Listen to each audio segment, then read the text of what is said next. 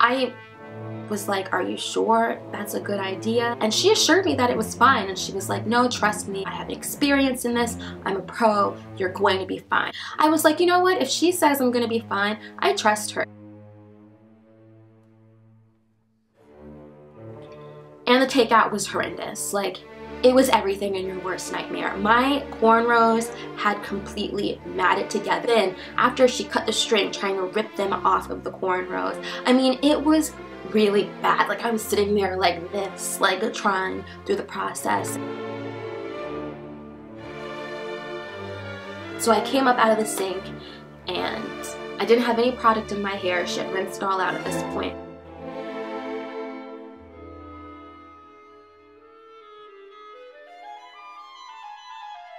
So then she basically took a dime size of product and she rubbed it together in her hands, and then she like put it on my dry bush. And then from there she took a Denman and then she started raking it through my dry afro textured hair. And I just heard snapping. There was some damage here. You can see how my hair has thinned out on this one side. It doesn't look as long as it was before. It doesn't look as healthy.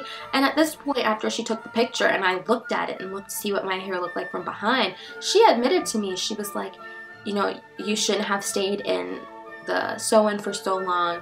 There is a lot of damage here. There's some damage. And that was it. You know, she didn't apologize. She didn't say, I'm sorry that I misguided you. She didn't say anything. I was like, please, you're braiding really tight. Please, can you loosen up? Please, can you do this, redo this one? You're braiding so tight, please. And she, again, I think, and this is only speculation, I'm not her, I wasn't in her brain, but it seems like her entire bad day was being taken out on my head. I started feeling these bumps in between my cornrows. And they were just these like bumps that had been created because the braids were too tight, I guess. And this had happened to me before when I had gotten individual braids and they were done too tight. This has to come out. Like, my skin is about to get infected. You know, this, like, I need to do something. Like, this has to come out. So I didn't want to go to the same person who put it in because at this point I didn't trust her. Like, I was kind of traumatized from all hairstylists at this point. I didn't trust anybody. So I decided to take it out myself. I got the weave out because it had only been in there for, like, at this point, a week. So it was fairly easy to snap the threads and to actually take out the weave. I knew that she used synthetic hair to braid, to cornrow my natural hair. And so I was like, you know, I felt this braid and it was pretty long and it feels really dry. It feels like typical Kanekalon hair. But like really, really dry. It felt like straw. And so I was like, oh, this isn't my hair. So I cut it. I cut it right here. Snip. Started unraveling the braid. And I realized that once I started unraveling, that was my hair. And that shocked me. My hair was so dry, I didn't even recognize that it was human. It didn't even feel like human hair. I started to cry.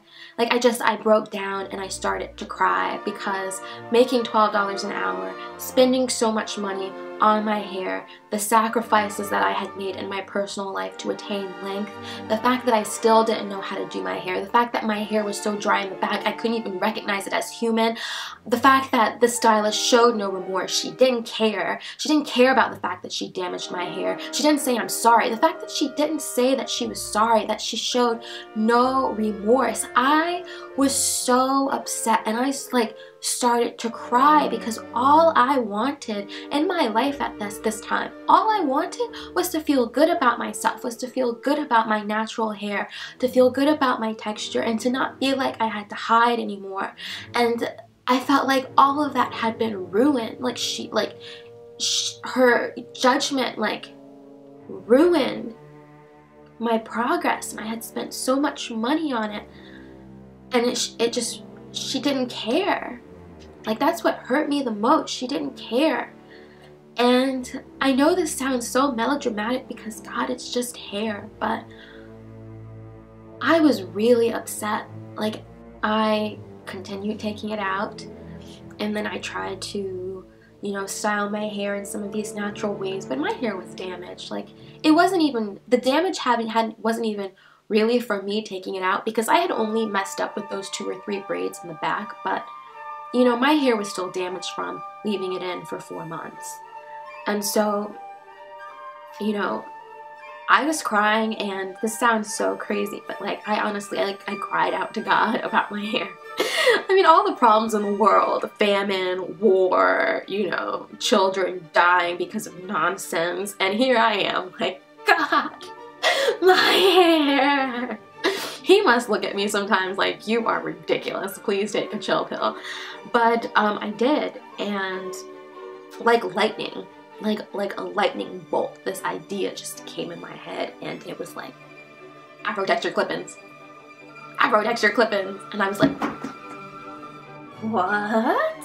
And something was like, do they make, like, I heard it in my ear, it was like, do they make clip-in extensions for Afro textured hair? And I like got my laptop, sat down, and I was like, Google, do they make clip-in extensions for Afro textured hair? And Google was like, nope. And I was like, hold up.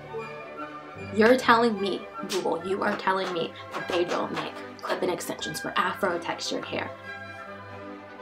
And I was like, you know what? I'm not the only one. I'm not the only one going through this. I know I'm not the only one going through this.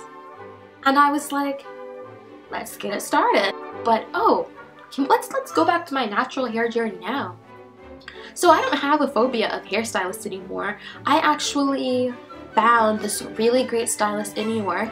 Yes, I travel from DC to New York to get my hair done. I am one of those people. And what she did for me, like, she spent so long on my appointment basically teaching me how to wash my hair, how to care for my hair, because I had looked at like millions of hours of YouTube videos, but what works for somebody doesn't necessarily work for others.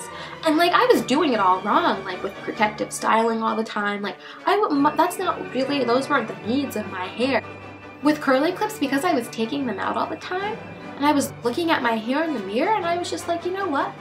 My hair is not that bad at the length it is now. Like, it's not that, it's actually kind of cute. And after a while, because I knew how to style my hair, because the hairstylist had showed me, I found the products that really worked well for me. Curly clips and extensions in general aren't a crutch for me anymore. They're just more of an accessory for when I'm wearing a certain outfit and I want longer hair, I have that option. Or if I woke up one day and my wash and go is a complete shambles, which happens from time to time, you know, I have an option. Or if I want to wear my hair in a bun and my current hair length makes a really cute puff, but I'm not exactly in like wrap-around bun territory yet, you know, I can make a really easy bun using curly clips. So, you know, they're more of a styling accessory. They're more of something that I have fun with, but I don't need them to feel beautiful. You know, I finally reached that point in my life where I'm happy to go out in public with my natural hair. And I just wanted to tell you that I'm so happy that you guys take the time to watch the videos and to learn about curly clips and to just, you know, spend some time with me and support my small female Black-owned business. So thank you, and I hope that you love the site, and you know, I'm so grateful. I'm so grateful for this experience, and I'm so grateful for you.